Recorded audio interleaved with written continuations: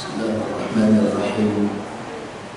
Assalamualaikum warahmatullahi wabarakatuh.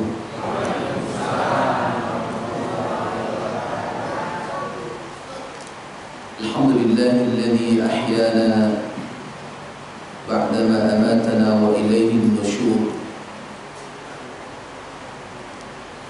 Alhamdulillahilladzi bi ni'matihi tatimmu as-salihat. Asyhadu an la ilaha illallah wa asyhadu anna Muhammadar Rasulullah. Allahumma salli wa sallim wa barik ala sayyidina Muhammad wa ala alihi wa sahbihi ajma'in. Rabbi ishrah li sadri wa yassir li amri wahlul 'uqdatam min lisani yafqahu qawli. Subhanaka la ilma lana illa ma 'allamtana innaka antal 'alimul hakim. Wa qala Allah ta'ala fil Qur'anil Karim, a'udzu billahi minasy syaithanir rajim. Bismillahirrahmanirrahim. Fa khalafa min ba'dihim khalfun أضاعوا الصلاة واتبعوا الشهوات فسوف يلقون غيا. وقال تعالى في سورة أخرى بسم الله الرحمن الرحيم إنني أنا الله لا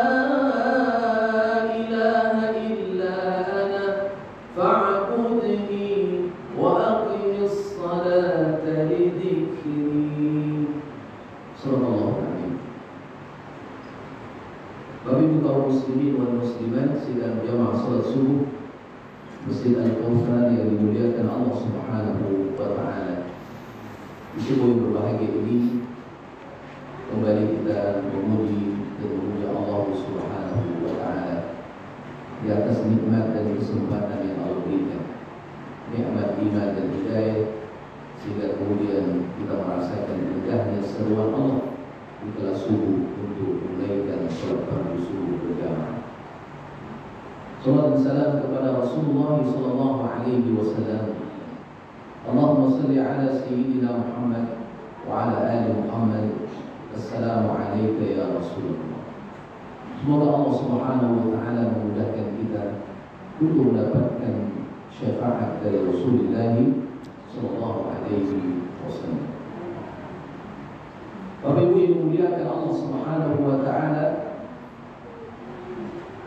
salat merupakan benteng dalam kehidupan kita.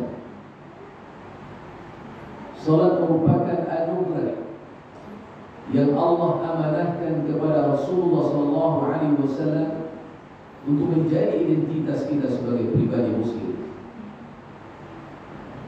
Salat adalah bentuk kesungguhan kita dalam mengabdikan diri kepada Allah Subhanahu wa taala. Peristiwa Isra wal Mi'raj yang sudah lazim kita pahami kaum muslimin yang dimuliakan Allah Subhanahu wa taala adalah peristiwa yang besar dalam sejarah Islam. Sehingga Allah Subhanahu wa taala menyebutkan ayatnya dengan subhanalladzi asra bi 'abdihi lailan minal masjidil haram ila al-masjidil aqsa alladzi barakna hawla linuriyahu min ayatina innahu huwas samiul basir. Menunjukkan karena peristiwa ini peristiwa yang sangat besar yang tidak bisa diterima secara nalar akal manusia, tetapi akan diterima secara iman dan ketundukan seseorang di hadapan Allah Subhanahu wa taala. Dan dalam peristiwa yang besar ini juga terdapat satu kewajiban yang sangat besar, yakni perintah salat yang diwajibkan kepada kita sebagai muslim. Ia merupakan perintah yang ketika Allah Subhanahu wa taala mewajibkan perintah ini, maka Allah Subhanahu wa taala sendiri yang mengundang hambanya, yang memperjalankan Rasulullah sallallahu alaihi wasallam untuk langsung bertemu dengan Allah Subhanahu wa taala.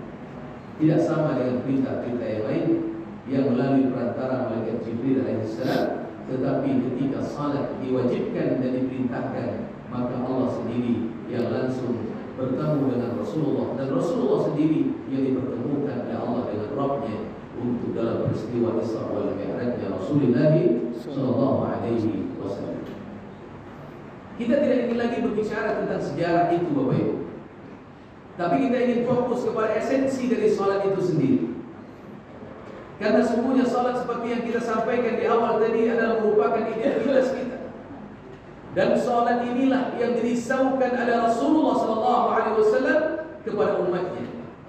Termasuk bab salat ini bab perkara yang dicemaskan Nabi sallallahu alaihi wasallam.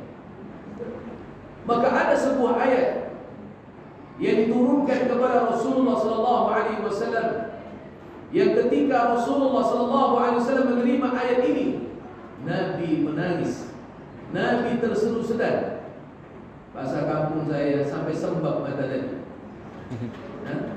Ini tahu sembab? Bahasa Indonesianya apa? Genjal. Genjal.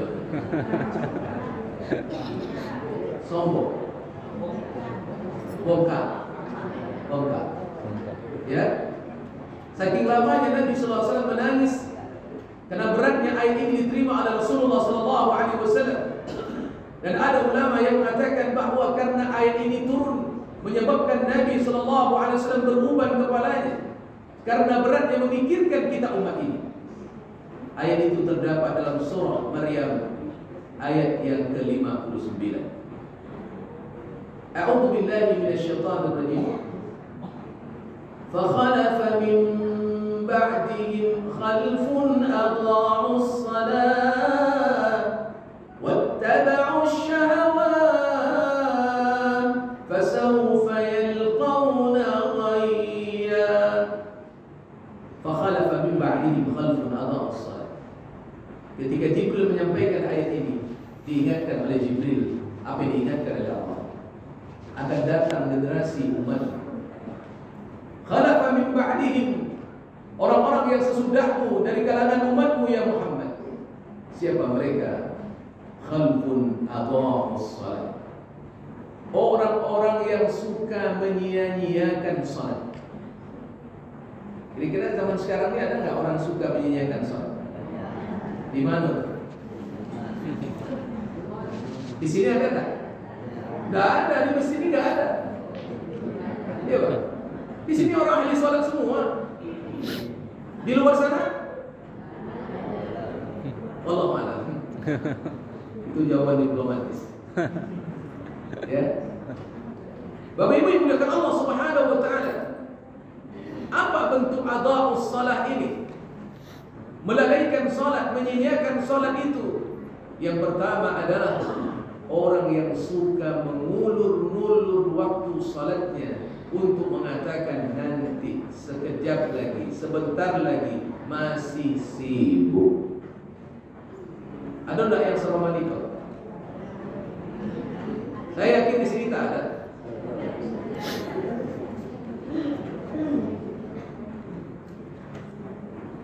Kalau dihadapkan kepada urusan dunia, mereka akan menyegerakan itu untuk dilakukan. Apalagi ketika mereka melihat ada keuntungan di depan mata, maka mereka akan kejar keuntungan dunia itu. Tetapi ketika mereka ditawarkan keuntungan yang datang dari Rabb yang menguasai alam ini, Rabb yang menjanjikan semua kebaikan, Rabb yang telah mengingatkan kita dengan ancaman, tetapi terkadang manusia tak menghiraukan dan tak menggiurkan bagi mereka untuk menyegerakan ketaatan ini di hadapan Allah Subhanahu wa taala. Kita ini Bapak Ibu yang muliakan Allah, mana yang lebih yakin dengan janji manusia atau janji Allah? Mana yang lebih yakin janji manusia atau janji Allah? Ya. Betul deh. Kalau gerakan subuh hari ini dibuatkan satu maklumat oleh pengurus masjid, barang siapa yang datang subuh berjamaah kali ini, maka kami siapkan sembako satu orang untuk dibawa pulang. Banyak kan itu? Nah, tadi itu apa ya? Ini janji Allah. Yang menjanjikan sembako itu siapa? Manusia. Manusia. Banyak orang tiba. Berarti yakin janji Allah, yakin janji manusia. Berubah kalimatnya. Jadi yakin janji Allah.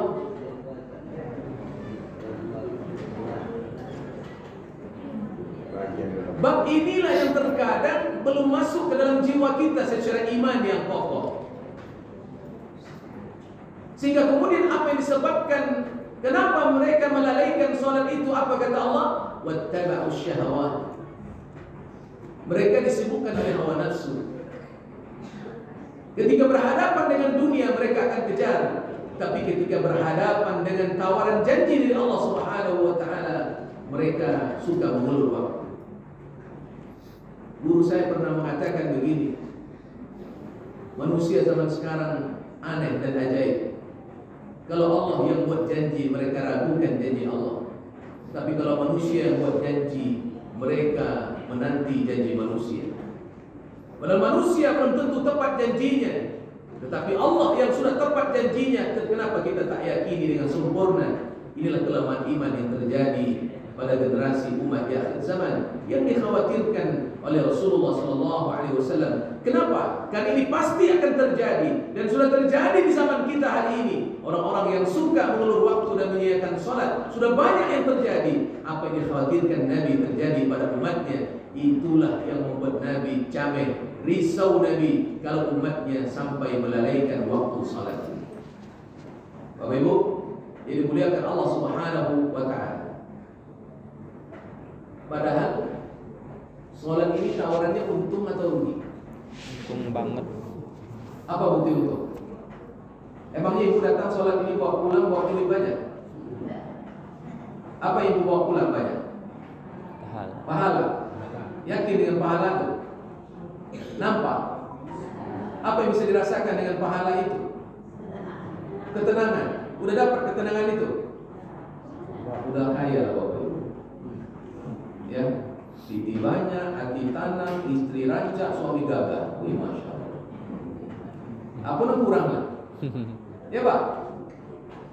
Ini yang dikejar. Makanya sholat itu kaifiatnya dibedakan dengan ibadah yang lain. Tempatnya pun dikhususkan oleh Allah Subhanahu wa taala, yakni masjid. Di tempat khusus untuk sholat. Bahkan bumi ini sebetulnya tempat sholat. Sampai Nabi SAW mengatakan, "Ju'ilat li hiyal ardu masjidan." Allah jadikan bagiku bumi ini tempat sujud, maka dibangunlah rumah Allah Subhanahu wa taala. Tidaklah ada kejayaan yang paling dahsyat yang diletakkan oleh Nabi pondasinya, melainkan di antara ciri-cirinya adalah Rasulullah SAW meletakkan pondasi masjid yang dibangun ketika awal hijrahnya Nabi SAW. Kenapa Nabi tak bangun istana yang mewah? Apa Nabi tak bisa? Nabi bisa tak bangun istana yang super mewah ketika hijrah ke Madinah? Bisa tak? Kenapa Masjid Kuba yang dibangun? Kenapa setelah itu Masjid Nabawi dibangun oleh Rasulullah SAW? Kenapa nggak istana yang mewah seperti Raja Kaisar Romawi? Tapi Nabi SAW membangun masjid. Ini pilar keselamatan umat. Makanya Isra, perjalanan minal masjid ilal masjidil haram ilal masjidil aqsa. Ya, karena yang akan dijemput itu perintah salat, yang akan bertemu dengan Allah, maka masjid tempatnya orang bertemu dengan Allah. Di sini manusia sangat dekat dengan Allah Subhanahu wa taala. Maka hari ini kita umat ini sengaja dan berupaya mereka untuk menjauhkan kita dan generasi kita dari masjid. Mana berdoa? Alhamdulillah di sini banyak. Bangga kita Pak. Al-Kausar masih banyak anak-anak di masjid. Ya Pak, boleh nggak anak-anak itu masjid? Kalau agak ribu sedikit, disuruh pulang atau tetap masjid? Ya ada pengurus masjid baru ibu anak itu pulang. Baru ibu sekarang aku masa gitu. Kenapa kamu pulang nak? Mestilah saya kata mak di rumah. Enggak mak. Apa pengurus masjid Pak Haji itu kok berang? Baru ibu suruh katanya berang ke awak. Lama-lama anaknya nggak mau lagi ke masjid. Iya Pak. Ada nggak pengurus masjid seperti itu? Nggak ada di sini. Ya. Tapi saya pernah menemukan yang begitu. Baru ribut satu anak-anak itu langsung suruh pulang. Bukan tempat ribut di sini. Anak-anak namanya. Ya, disitulah kita mendidik mereka untuk membiasakan mereka terpaut hatinya dengan masjid. Karena di sini mereka adalah generasi yang akan meneruskan kita, Bapak Ibu yang dimuliakan Allah Subhanahu wa taala.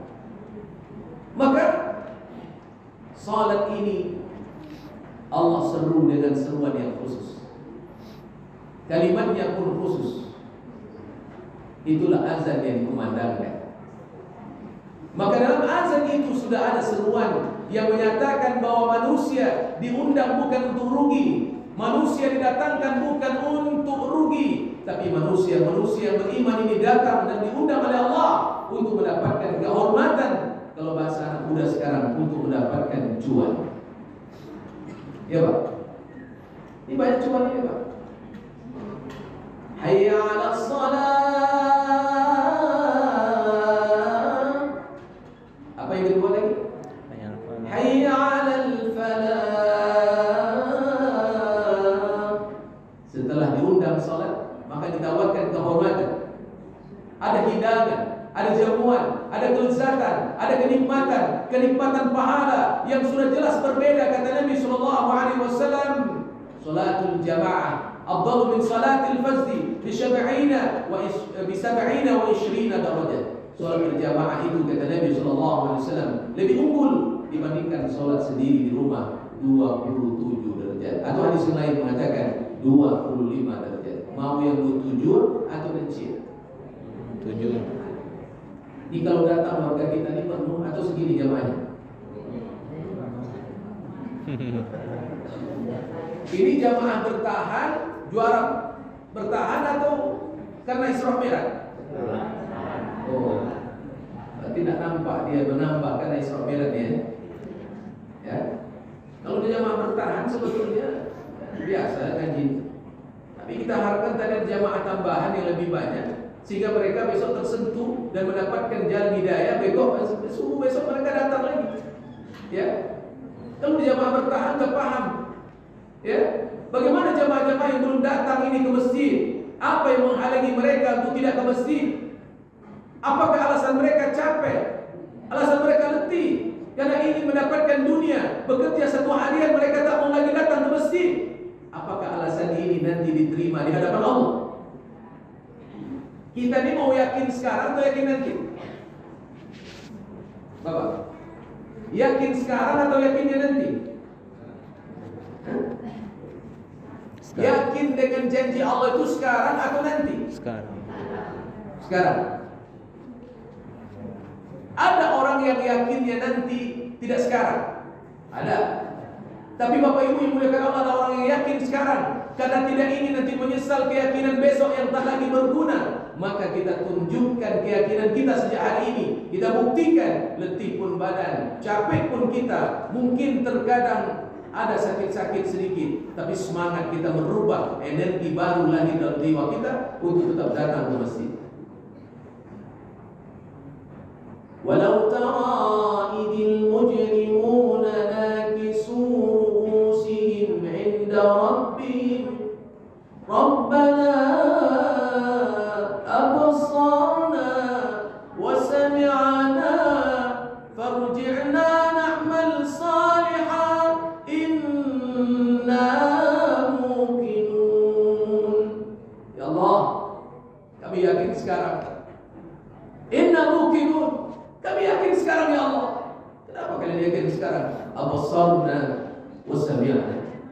Kami sudah lihat orang-orang yang saleh, yang rajin ke masjid, yang menunaikan salat 5 waktu berjamaah, yang mereka tilawah Quran, yang mereka bersedekah, yang mereka berzikir, yang mereka berpuasa, yang mereka berhaji, yang mereka berumrah, yang mereka mengikuti Nabi Muhammad sallallahu alaihi wasallam. Mereka sedang di surga ya Allah, meminum telaga Kausar. Mereka sedang berdampingan dengan Rasulullah sallallahu alaihi wasallam. Sementara kami ya Allah yang ahli maksiat, yang tak mau ke masjid, yang sibuk dengan dunia, yang bermaksiat berdosa setiap hari, kami merasakan azabmu. Yang kami minum adalah nanah dan darah, yang kami makan adalah buah zakum yang berduri. Kami engkau letakkan di tempat neraka yang begitu mengerikan. Kami sadar dan yakin sekarang. Farji'na, balikan kami ya Allah. Pulangkan kami ya Rahman. Balikkan kami ya Allah. Nah, untuk apa balik? Na'mal salih. Kami tak beramal ya Allah. Dulu kemana jongku? Hah? 80 tahun, 50 tahun, 70 tahun, dan aku berikan kesempatan. Aku titipkan kalian nikmat yang banyak. Aku berikan kalian waktu yang cukup untuk beribadah kepada aku, salat yang kalian tunaikan. Tapi kalian sibuk dengan dunia. Tak ada lagi cerita. Hari ini saatnya janji aku buktikan. Terimalah risiko apa yang kalian lakukan. Berani berbuat? Berhutang budi. Iya bro. Berani berdosa, siap masuk neraka. Siap? Atau tadi berani berbuat, berani tanggung jawab? Kan harus begitu. Kalau berani berdosa, berani masuk neraka.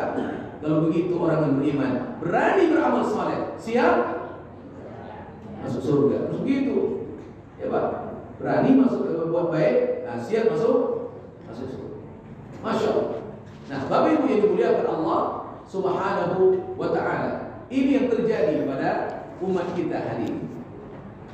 Mereka melalaikan pada sisi waktu-waktu salat mereka. Mereka seakan-akan tidak meyakini janji Allah yang begitu luar biasa. Bapak Ibu yang dimuliakan Allah, kita ini apa sih uzurnya? Apakah uzur kita seuzur Abdullah bin Abi Maktum? Tidak. Yang datang mohon maaf, di masjid ini ada yang buta, yang cacat? Abdullah bin Abi Maktum datang kepada Nabi, minta garansi, diberikan dispensasi. Ya Rasulullah, ya, aku ini buta. Adakah uzur bagiku untuk salat di rumah? Ya, kata Nabi, ya kamu salat di rumah aja lah kalau gitu. Tapi ketika Abdullah bin Abi Maktum sudah meninggalkan Nabi, ya, membalikkan punggungnya meninggalkan Nabi sallallahu alaihi wasallam, Nabi sallallahu alaihi wasallam memanggil Abdullah bin Abi Maktum, ya Abdullah, hal sami'tan nida? Ya Abdullah, sampai ke azan itu ke rumahmu. Terdengarkan suara azan di masjidmu di rumah sampai ke rumahmu. Kalau terdengar, maka kau wajib datang ke masjid. Sekarang begini, sampai enggak ke rumah kita kaum muslimin? Ya Pak. Apa yang menyebabkan suara ini tidak sampai kepada mereka? Apa yang menyebabkan suara ini tidak menggiurkan bagi mereka? Hati dan goyah. Ya Pak. Telingonan tasumbe, matonan tak pada tak butuh kabul. Kalau butuh itu boleh itu. Ya. Kakinan mulai lumpuh. Sehingga kemudian walaupun kekar, perkasa badannya, tegap fisiknya, hebat, punya wibawa secara dunia, tapi tidak punya kehormatan di mata Allah. Karena fisik yang Allah anugerahkan tidak mereka gunakan untuk sujud di hadapan Rabb yang telah memberikan nikmat itu kepada mereka. Ini yang terjadi. Oleh karena itu Bapak Ibu yang muliakan Allah Subhanahu wa Ta'ala, maka Umar bin Khattab radhiyallahu anhu pernah mengatakan, kalau seandainya, kata Umar, engkau tak lagi izinkan keningku berada di atas tanah untuk bersujud menyembahmu, kalau kening ini ya Allah, kata Umar, tak engkau lagi mudahkan untuk bersujud di atas tanah untuk menyembahmu ya Allah, maka lahibtu billah, lebih baik aku mati saja hari ini ya Allah. Apa maknanya, kata Umar? Kalau aku tak lagi sujud menyembahmu ya Allah, tak ada gunanya aku hidup berlama di atas dunia ini, karena aku tak membuktikan untuk bisa mengabdikan diri kepadamu, maka sia-sia aku berlama hidup. Itulah kalimat yang disampaikan oleh Umar bin Khattab. Maka kita mesti risau, Masya Allah nih. Nih ibu saya nih, Masya Allah, bapak-bapak anda ke masjid semua enggak, Bu? Ada bapak? Ya, zaman sekarang banyak pula ibu-ibu ke masjid, bapak anda kemana? Kan di sini sini alhamdulillah bapaknya lebih banyak daripada ibu-ibu. Ya Pak ya? Anak-anak yang banyak Pak. Lalu tanya bapak anaknya mana? Jadi kalau ini saya tanya misalnya, bapakmu mana kan? Lalu biasa. Anak-anak ini lugu jawab, ya kan? Anaknya ke masjid apanya? Lalu Allahu Akbar. Bapak Ibu yang dimuliakan Allah Subhanahu wa taala. Maka ini adalah bukti pengabdian kita kepada Allah. Maka wajar Umar mengatakan seperti itu. Karena apa yang Allah sebutkan dalam surah Taha ayat 14 itu sudah jelas. Innani ana Allah la ilaha illa ana fa'budni wa aqimis salata li dzikri. Innani ana Allah la ilaha illa ana fa'budni wa aqimis salata li dzikri. Sesungguhnya aku ini kata Allah, aku inilah Allah itu sendiri, kata Allah sendiri. La ilaha illa ana, tidak ada yang kalian sembah lagi kecuali aku, tidak ada lagi yang kalian tauhidkan kecuali aku, tidak ada lagi yang kalian sembah ibadahi kecuali aku. Fa'budni, maka ibadahilah aku, kata Allah. Wa aqimis salata li zikri, maka Allah berikan simbol ibadah yang utama itu apa? Aqimis salata li zikri, dirikanlah salat itu untuk zikir mengingat akan diriku, kata Allah. Bagaimana cerminan ibadah kita akan layak diterima oleh Allah kalau seandainya salat ini belumlah menjadi penting dalam kehidupan kita? Perlu kita pertanyakan, karena salat ini penentu dari semua amal perbuatan yang akan dibalas oleh Allah. Inna awwal ma yuhasabu bihi al-'abdu yawm al-qiyamah as-salat. Idza saluhat saluha sa'iru 'amali wa idza fasadat fasada sa'iru 'amali. Yang pertama akan ditanya, yang akan disoal, yang akan dihisab, yang akan diminta pertanggungjawaban di hadapan Allah adalah salat. Bila baik salatnya, baiklah seluruh amalnya. Bila rusak salatnya, maka rusaklah seluruh salatnya. Bapak Ibu, ini muliakan Allah Subhanahu wa taala. Maka Nabi SAW risau kalau di akhir zaman seperti ini, umat ini tak lagi mementingkan salat. Ya Bapak Ibu, makanya kalau ada pengumuman dari diri manusia, barang siapa yang datang ke kantor hari ini yang lebih awal datang, maka kami tambah bonusnya separuh gaji. Kira-kira copet datang atau lebih? Barang siapa yang terlambat datang, kami potong gajinya setengah bulan gaji. Takut tak? Saya pribadi belum bisa seperti orang ini yang saya ceritakan ini. Beliau orang yang cukup kaya. Saking kayanya beliau, Bapak Ibu, beliau bangun masjid sendiri seharga 22 miliar. Ya Pak, jadi banyak pikir Pak. Beliau Mas Haji seorang saja, berapa Mas Haji yang 22 miliar. Mesinnya ada di Padang. Ya Bapak Ibu, muliakan Allah. Tetapi amalan beliau menurut saya, ya pandangan kita manusia luar biasa. Kalau urusan Allah menilai itu urusan Allah. Kenapa luar biasa Bapak Ibu? Saya belum bisa seperti beliau. Beliau ini orang yang 15 menit sebelum azan sudah tidur di masjid. Sabar. 50 menit sebelum azan dia sudah duduk di masjid. Tahiyatul masjid, baca Quran, zikir sampai datang waktu azan. Itulah tugas beliau. Sampai beliau wafat. Kalau ahli solatnya bisa ditanya. Setiap kali solat beliau akan berdiri di depan. Nanti semua orang akan bersalaman dengan beliau. Rata-rata yang bersalam itu ya jamaah yang datang. Nanti beliau tahu mana yang miskin. Semua yang miskin itu akan ditempelin si merah. Minimal 100.000. Ya Bapak Ibu, itu setiap kali sholat di masjid seperti itu. Saya nggak tahu uang di kantongnya berapa. Yang penting saya saksikan, karena rutin waktu semasa dia hidup saya ngisi di sana. Bapak Ibu yang muliakan Allah Subhanahu wa taala, 15 menit sebelum azan sudah di masjid. Kita kadang-kadang 5 menit si azan masih di rumah. Ya Pak. Bahkan kita sengaja menunggu. Apa kata istri? Bang, gak usah nyilat. Apa kata Pak? Lalu gak masalah ya.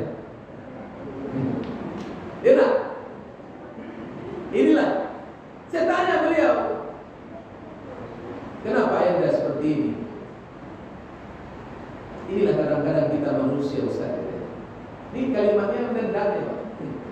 Ya, saya pun ikut ditendang juga. Ya kan? Allah sudah beri banyak. Dan bahkan Allah menjanjikan kehormatan dalam soal ini. Namun manusia terkadang masih memperlambat diri menyebut kehormatan dari Allah. Ya. Ini yang luar biasa. Istiqamah beliau melakukan itu Bapak Ibu. Sehingga dari istiqamahnya beliau begitu ngaji setiap hari, sedekah luar biasa, ibadahnya luar biasa. Allah Subhanahu wa taala wafatkan beliau di saat Covid sudah mulai bereda waktu itu. Beliau ngaji di rumah karena tak lagi sanggup ke masjid. Bahkan dia ngaji waktu maghrib, setelah maghrib itu sesak napasnya. Ya, dia tutup Quran. Ya, kondisi fisiknya agak mulai lemah. Maka anak-anaknya bertanya, Pak, rumah sakit yuk. Apa kata beliau? Gak usah saya, ntar lagi bapak pergi. Ya, tapi kena ikhtiar manusia bawa juga ke dalam mobil, di garasi rumahnya, baru keluar mobil dari garasi. Di atas mobil itulah beliau kembali kepada Allah. Dan di tangan seorang dokter pribadi mereka, ya, anak kiri kanan menyaksikan. Dan saya tanya dokter pribadinya, akhir ya, betulkah antum menyaksikan ayat ini akhir kalamnya la ilaha illallah? Iya, saya menyaksikan. Maka detik akhir hidupnya adalah qaul la ilaha illallah. Kalau dipastikan dia qaul la ilaha illallah detik akhirnya, maka akhiru kalamihi la ilaha illallah, dakhala jannah. Orang yang detik hidupnya akhir kalamnya husnul khatimah, maka dia mendapatkan surga sebagai tempat tinggalnya, yakni mengatakan la ilaha. Siapa yang mengatakan? Rasulullah sallallahu alaihi wasallam. Ini terjadi, boleh jadi karena ibadah yang beliau jaga, karena salat yang beliau jaga, dan dia lebih awal datang untuk memenuhi panggilan Allah Subhanahu wa taala. Bapak Ibu yang dimuliakan Allah Subhanahu wa taala, sampai kapankah kita akan hidup lagi pada dunia? Dan sejauh mana kita sudah melalaikan salat pada waktu yang disegerakan? Ini kelemahan yang mesti kita bayar selagi ruh masih ada di kandung badan, selagi kita masih diberi nafas kehidupan, karena besok belum tentu menjadi milik kita. Bapak Ibu yang dimuliakan Allah Subhanahu wa taala. Yang kedua, ada'us shalah itu yang kedua maknanya adalah salat itu tak lagi babakeh. Oh, oke. Salat itu tak lagi menjadi sebuah nilai dalam kehidupan, hanya sekedar rutinitas yang dilakukan, tapi tidak dibawa makna salat itu dalam kehidupan. Bapak Ibu, kadang-kadang kita rajin sholat, tapi masih rajin gak bermusuh dengan orang lain. Nah, di mana? Di sini tak ada. Terkadang kita sholat, tetapi mulut kita belum terjaga untuk membuka aib orang lain. Masih terjadi? Terkadang kita sholat rajin, tetapi masih acok main liam. Ada tak? Tak ada. Alhamdulillah. Ya. Esensi dari salat itu yang disebutkan Allah adalah dalam surah Al-Ankabut yang sering kita dengar, aqimis salat, innas salata tanha 'anil fahsya'i wal munkar. Perbuatan keji dan munkar mesti terkendalikan oleh salat.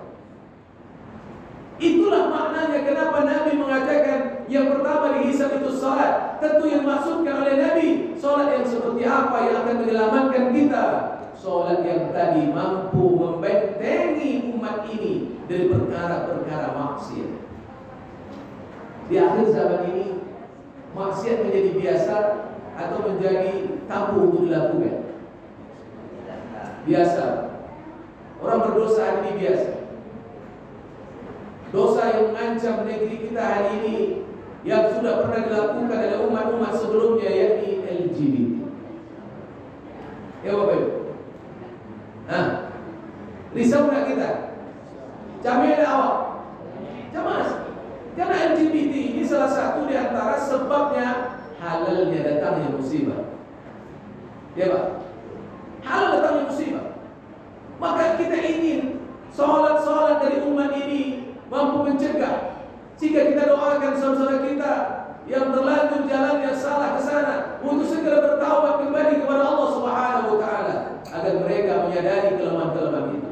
Tetapi tetap akan ada manusia melakukan maksiat seperti ini, karena di dunia ini tak semua orang yang saleh. Mesti juga ada orang yang salah. Disitulah seleksi yang Allah tentukan. Namun kita berada di pihak yang benar atau di pihak yang salah. Kita di pihak yang dimenangkan Allah atau di pihak yang dikalahkan oleh Allah Subhanahu wa taala. Tergantung kita bagaimana memilih. Maka oleh karena itu, salat ini betul-betul benteng dalam keluarga kita. Makanya Allah ingatkan kita semua dan para nabinya. Apa kata Allah Subhanahu wa taala? Wa'mur ahlaka bis-salati wastabir 'alaiha. Suruhlah ahli keluargamu salat. Suruhlah ahli keluargamu salat dan sabarlah kalian dalam menunaikan salat itu, kata Allah Subhanahu wa taala. Jadi kewajiban kita Bapak Ibu mulai memagar anak-anak kita dengan salat. Inilah hikmah yang diajarkan Nabi sallallahu alaihi wasallam. Kenapa seperti itu? Sehingga semua nanti nilai-nilai salat itu akan terpatri, akan terbukti dalam kehidupan kita sehari-hari. Maka wajar Nabi mengatakan dalam hadis dari Abdullah ibnu Amr, apa kata Nabi sallallahu alaihi wasallam? Muru auladakum bis-salati wa hum abna'u sab'i sinin wadribuhum 'alayha wa hum abna'u 10 sinin wa farriqu bainahum fil madaji'. Kata Nabi sallallahu alaihi wasallam, suruhlah anakmu salat umur 7. 10 locak, pukul, berikan hukuman yang mendidik. 10 dipukul, 40.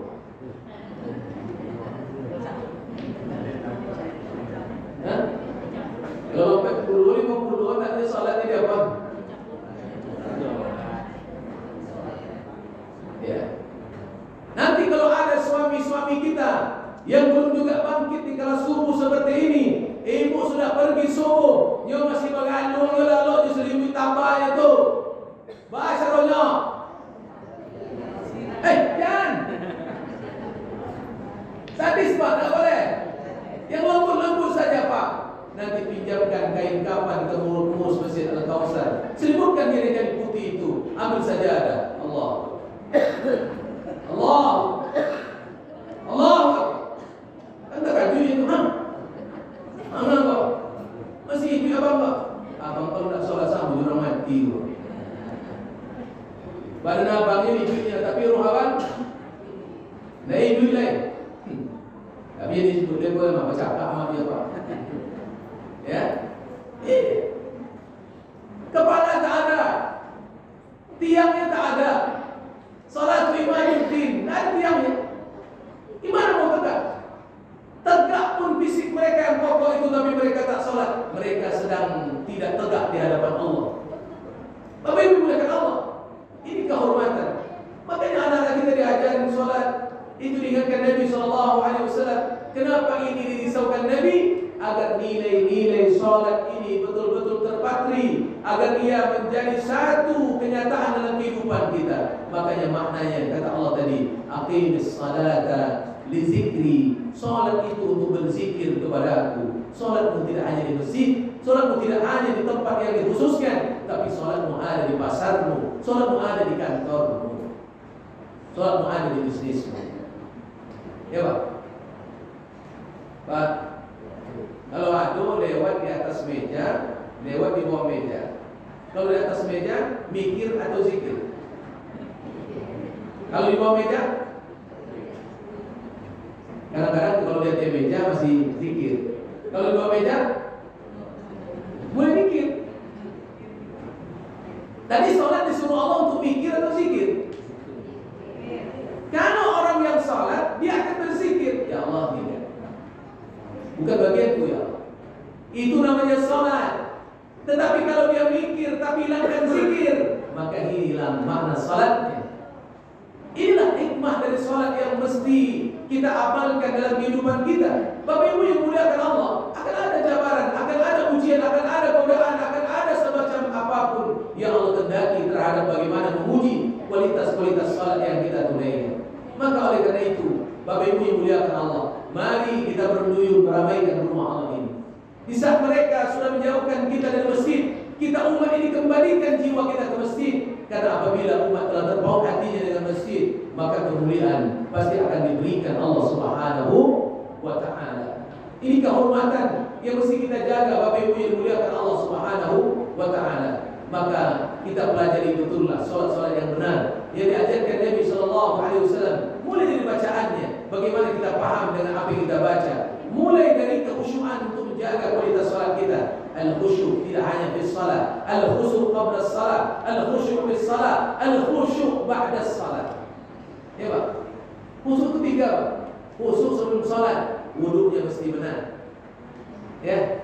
Wudunya mesti benar. Basuh yang sudah diperintahkan untuk dibasuh sesuai dengan perintah Al-Quran. Ya ayyuhalladzina amanu idza qumtum ila shalah fawsilu wujuhakum sampai ila akhir ayat. Itu ayat. Ya, saya pernah menemukan anak muda di Masjid Ar-Rahman. Karena bajunya samping, dia nggak bisa narik baju ini ke atas sampai segini. Inilah ini basuhnya ketika wudu. Nggak bisa lagi ke atas. Saya antri di belakang dia. Disabui tak singgung takut. Nggak disabui. Ini dosa. Dosa apa ini? Ya dosa lah, soalnya yang diterima Allah. Dengan berat hati Bapak Sul ini menyabuinya. Ya, bang, mohon maaf bang. Tadi abang nggak sah. Bajunya belum naik ke atas. Mungkin karena dia malu, saya lihat dia saya imam, ditariknya bajunya. Berbunyi Pak. Dalam hati saya berbunyi lah. Pada bunyi tangan nanti di neraka dia di baju yang robek itu. Mas kalau baju sapi dipakai, ya Pak ya.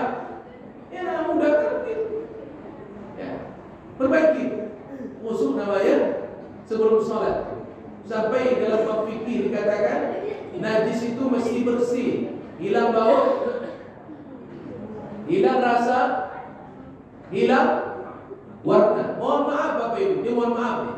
Kalau Bapak Ibu wudu dan dari cebok apa namanya buang air besar, cebok, cium dah tangan sebelum wudu. Ibu Bapak cium dah. Nah, pede aja. Jangan pede-pede aja. Nanti Bapak saya sholat Jumat rakaat kedua, Allahu Akbar. Ini baca ayat imam nih. Gak talibu, begarui. Oh lain. Hah? Solat Bapak sah atau batal? Hah? Batal atau sah? Batal solatnya Pak. Ya ada najis tuh. Ya, atau Bapak ngomong ya Allah kan cuma ngintip makan aja ya Allah. Jangan. Enggak laku. Maka bersihkan dulu. Tengok warnanya. Maka kukunya panjang-panjang. Dia kalau panjang-panjang kunyang-kunyang salah kuku. Nah ini serius nih Bapak Ibu. Nah tengok warnanya. Saya ada enggak? Sesuai dengan yang keluar. Kunyung tengok, kunyung enggak. Kalau kayak hitam saya kata, tengok. Ini serius nih Pak. Ya, mungkin bahasanya kurang pas, tapi perlu sampaikan. Nah yang tak bisa tuh cicip nanti Pak ya. Ya. Tapi udah tengok, udah bau tuh insya Allah udah nampak itu pasti rasanya tidak ada lagi. Ya Bapak Ibu, ini penting Bapak Ibu. Ini khusyuk qabla shalah. Ya, al-khusyuk fi shalah. Khusyuk dalam salat. Hatinya mesti kepada Allah. Inni wajjahtu wajhiya lilladzi fatara as-samawati wal ardha hanifan muslima wa ma ana minal musyrikin. Mentauhidkan Allah. Kiblat mata ke sejadah. Ini kadang-kadang orang sholat dulu nampak ini membantu mungkin dibacuri baju kawan. Ya Pak. Pokoknya sebaiknya sholat itu jangan bawa baju-baju yang bertulisan dan bergambar. Karena itu mengganggu fokus orang untuk sholat. Ya, termasuk mohon maaf Bapak ya, sini alhamdulillah. Jangan taruh papan pengumuman itu di sop pertama. Ini kadang-kadang masalah sih gua pengumuman saldo selosor banyak saldo sih. Ini Pak. Taruh di belakang atau samping-samping. Jangan taruh depan ini Pak. Dibaca kawan. Nah, itu yang terjadi. Ini namanya khusyuk fi shalah. Nah, yang berat itu adalah khusyuk ba'da shalah. Itulah tadi. Salat terpatri dalam hidup dan kehidupan kita. Maka oleh karena itu Bapak Ibu yang dimuliakan Allah, tidak ada yang dirisaukan oleh Nabi Ibrahim alaihissalam kecuali dia curhat kepada Allah tentang ahli keluarganya. Rabbi ja'alni muqimas salati wa min dzurriyyati. Ya Allah, jadikan aku dan ahli keluargaku ahli salat. Ya Bapak Ibu, makanya sholat itu perisai, sholat itu benteng juga dalam kehidupan. Sholat itu menjawab semua ketenangan kita. Maka di luar sana, di Jepang, agama Shinto tak mampu menjawab ketenangan bagi mereka karena mereka tak terlibat dengan Allah Subhanahu wa taala. Maka kalau orang sudah rajin sholat, maka sholat itu doa, maka dia menyelesaikan perkara-perkara kehidupan kita. Kalau ada masalah, bawa banyak sholat, terus berusaha untuk keluar dari masalah dan banyakkan doa. Insya Allah, Allah Maha Kaya dan Maha memberi kemudahan untuk selesainya kita dari semua masalah yang kita hadapi. Maka jangan sampai kita termasuk orang yang menyebabkan Nabi menjadi risau, orang yang menyebabkan Nabi menangis sembab matanya, orang yang menyebabkan Nabi beruban rambutnya karena memikirkan kita umatnya yang terkadang masih melalaikan sholat yang diwajibkan kepada kita. Oleh karena itu Bapak Ibu yang Allah, hormati waktu sholat yang sudah Allah anugerahkan cuma 5 tapi dibayar 50 oleh Allah Subhanahu wa taala. Sudah punya sayang Allah gawale 5 yang kita kerajonnya tapi harganya sama seperti 50. Hebat itu Bapak Ibu yang muliakan Allah. Terbayang tak kalau andaikan sholat itu menjadi 50 belum dikurangi oleh Allah? Terbayang? Subuh nih, baru selesai subuh, pulang ke rumah, mandi, sarapan pagi, mau ke kantor, datang azan. Hayya 'alas shalah. Selesai sholat, ambil mobil, pergi kantor. Setengah jam setelah itu buka laptop, datang lagi sholat. Allahu Akbar, Allahu Akbar. Banyak orang yang akan meninggalkan sholat. Hah? Sedangkan 5 saja, masih banyak orang meninggalkan. Padahal 5 ini sudah diatur waktunya oleh Allah, begitu hebat. Coba lihat, subuh dengan zuhur jauh nggak jaraknya? Zuhur dan asar dekat nggak? Asar dan maghrib dekat nggak? Maghrib ke isya lebih dekat nggak? Isya ke subuh jauh nggak? Kenapa dibuat oleh Allah begitu? Kenapa subuh ke zuhur jaraknya jauh? Kenapa maghrib ke isya, subuh ke isya ke subuh jaraknya jauh? Waja'alna an-nahara ma'asha. Allah jadikan siang sebagai tempat bekerja. Maka selesai subuh kita pulang nanti ke rumah, kita sudah bertebar di mana-mana. Bekerja kita mendapatkan rezeki yang halal dan thayyibah. Tapi ketika malam, waja'alna al-laila libasa. Allah jadikan malam sebagai istirahat. Makanya jarak subuh ya dengan isya ke subuh itu jauh dan maghrib ke isya didekatkan oleh Allah. Kenapa? Karena sesungguhnya itu ada hikmah. Allah sudah tentukan waktu-waktu sholat yang begitu sangat spesial dan indah. Tinggal kita menjaganya agar kita terpelihara dan terjaga pula. Bapak Ibu, jadi muliakan Allah Subhanahu wa taala. Semoga Allah membimbing kita dan ahli keluarga kita menjadi ahli salat dan semoga kita tidak melalaikan dan tidak meremeh-remehkan tentang waktu salat dan kualitas dan ibadah salat agar terpatri dalam kehidupan dan amaliyah kita sehari-hari. Semoga Allah Subhanahu wa taala membimbing kita dengan bimbingan dan taufik hidayahnya untuk kita menjadi ahli salat. Jangan kita berkata nanti ketika sudah berada di neraka saqar baru Allah bertanya, "Ma salakakum fi saqar?" Qalu lam nakum minal musallin. Ketika mereka orang penghuni neraka saqar nanti ditanya oleh Allah di akhirat, apa sebab kalian masuk neraka ini? Maka mereka mengatakan, qalu lam nakum minal musallin. Dulu di dunia ya Allah, kami belumlah menjadi orang yang ahli salat. Jangan begitu jawaban kita nanti, tapi jadilah kita menjadi orang-orang yang ahli salat agar kita terhindar dari nerakanya Allah Subhanahu wa taala. Demikian yang bisa kami sampaikan. Mudah-mudahan hikmah dari sedikit kajian subuh kita ini dan Allah memberikan ini jalan untuk menjadi cahaya bagi kita. Aku qouli hadza wa astaghfirullahaladzim. Subhanakallahumma wa bihamdika asyhadu an la ilaha illa anta astaghfiruka wa atubu ilaik. Assalamualaikum warahmatullahi wabarakatuh.